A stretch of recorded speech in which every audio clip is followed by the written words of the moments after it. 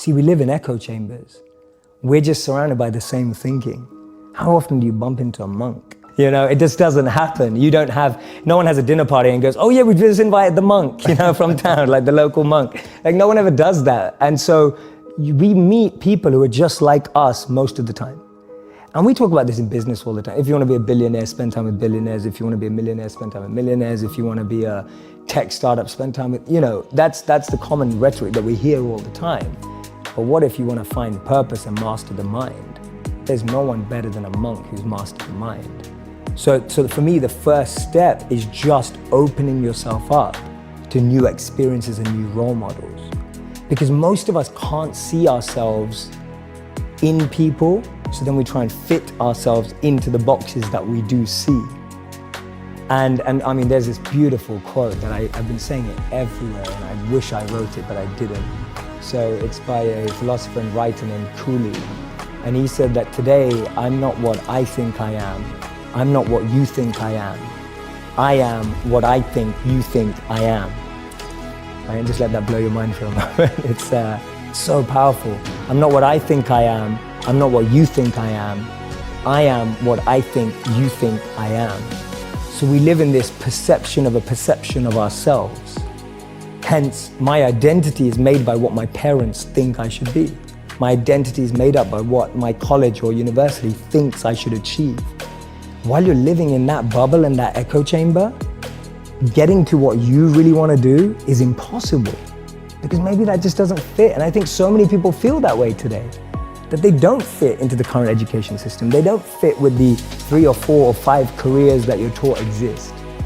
So that process of self-excavation and actualization first requires being exposed. You can't be what you can't see.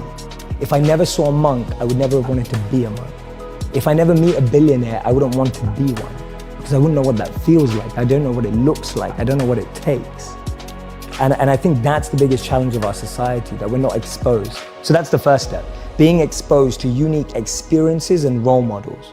Second step is finding that experience or role model that you're passionate about, and exactly like you said, taking it seriously. Shadow them, network with them, spend time with them, observe them, even from afar. It takes that observation, being addicted to observing that person's lifestyle. And then the third step is going yes or no. Does that work for me? Not everyone who's going to go off and become a monk is going to feel like the way I did, and that's cool. But not everyone is going to go and follow and shadow a billionaire and go, that's exactly the lifestyle I want. They may want the result, but do they want the hard work that goes with it? And so for me, that's the third step. It's observing, focusing, shadowing, getting as close to the process of that individual, and then going yes or no. Do I want that process? Not do I want the result? Everyone wants to be that monk who's fully enlightened, can walk through, has an incredible aura that people just gravitate towards. But when you realize he has to wake up at 2 a.m. every day and sleeps about 4 to 6 hours, you're like, I don't want to do it.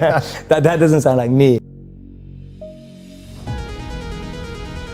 Power so from a monk's perspective, the greatest power is to be self-controlled, to be able to train the mind and energy to focus it exactly where you want it and when you want it to be. You are completely detached and undeterred from external ups and downs. You're able to navigate anything that seems tough, challenging, fun, excitement, with the same amount of being equipoised and balanced in equanimity, without being too excited in pleasure or being too depressed in pain. But knowing how to navigate every situation, to me, that's great strength and great power. There's a beautiful verse in the Bhagavad Gita that says that detachment is not that you own nothing. Detachment is that nothing owns you. And I love it, because to me, that summarizes detachment in a way that it's not usually explained. Usually people see detachment as being away from everything. Actually, the greatest detachment is being close to everything and not letting it consume and own you. And that's real power, that's real strength. How many people do we know that have had fame and then that fame has ruined them?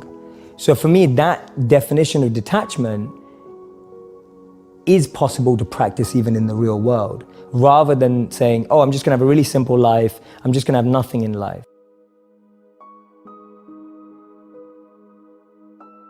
The best part about being a monk is that your morning routine and practices are so powerful that you can actually aspire for more incredible values in life.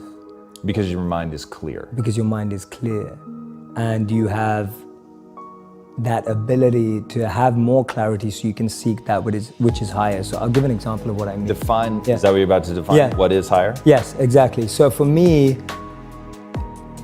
being able to overcome ego, being able to overcome envy, being able to overcome jealousy, being able to overcome the negative of competitive state. There's a positive competitive state and there's a negative competitive state. Today, when people are looking on Instagram or Facebook or YouTube, all you're looking at is, oh, she got that many likes, or he got that many likes, she got engaged, or he got married, or, oh my God, look at her body, or look at that. And it's like, that stuff's destroying us inside. Envy, jealousy, ego, greed. To be able to have enough clarity to purify yourself of those things is gonna alleviate the biggest anxieties and depressions of our time and mental health problems. And we know that. We know that because all the mental health research today suggests that things like isolation, overexposure, we now can have more pain consumption in one day because of what we're exposed to than the pain we would have had in a lifetime. That's huge. Like that's ridiculous to think that in one day, because of the media, news and social media, we consume more negative than we did in a lifetime. For me, being able to have time, energy and clarity to focus on self-purification, that is the best thing about being a monk. Because you have that time, reflection and a process and an environment that only allows you to become more purified of those things. An ideal life is when we all have a head, a heart and a hand, all three elements together, working in alignment. Without one or the other, we start to lose something. So a head is the clarity of vision. What you want. What you want. Knowing what you want, the way you picture life, and being able to navigate and make the decisions to get there. That's a good head. A good heart is being able to understand what your intuition and heart wants, being able to connect and tap into that understanding deeper and beyond the vision you may have painted for yourself. So I often say to people that you'll get to where you want in life, just not in the way you imagined. And that's because the path that's paved up and down is far different to the path we pave. So you can have a great head and a great vision and a great mission and know where you want to go, but if your heart's not able to have that resilience and be able to adapt and have compassion and care and all of that, then you're not going to be able to make the toughest decisions without your heart. But to be able to realize that we need to care and be sustainable and long-lasting requires a heart. And a hand is that service, wanting to pass that on, that which you have, wanting to give it forward, pay it forward. The idea of serving with what you have. I often say to people, your passion is for you, your purpose is for others. Your passion makes you happy, but when you use your passion to make a difference in someone else's life, that's a service, that's a purpose, and that's the hand. So those are my three elements of an ideal life.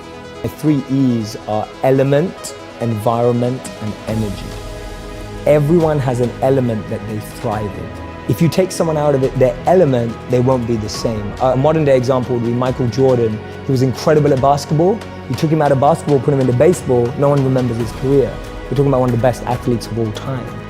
Your environment is the environment around you. You can take a fish out of water and give it a beautiful mansion and a Bentley and all the money in the world, but it will die. And that's what we are, like our environment. Everyone needs an environment which they thrive, which we have to craft. Your boss, if you're at work, is never gonna ask you, hey, what environment do you succeed in, right? Like, that never happens. So we have to create an environment where we thrive. And then finally, it's energy. Some of us love high energy environments, high pressure. Some of us succeed in low energy environments and low pressure. Figuring out your energy and the frequency on which you operate best will help you thrive as well. So for me, those are the three E's to really create a thriving environment.